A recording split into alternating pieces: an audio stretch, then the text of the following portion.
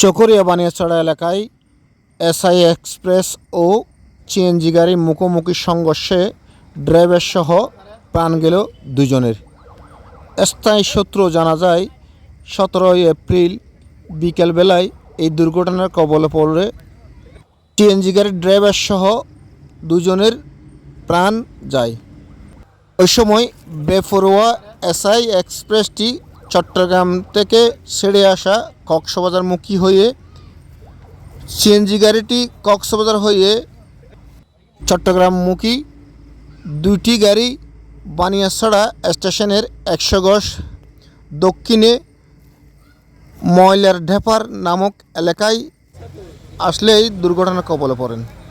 তাৎক্ষণিক খবর পেয়ে সিরিঙ্গা থানার হাইওয়ে পুলিশ ঘটনাস্থলে পৌঁছে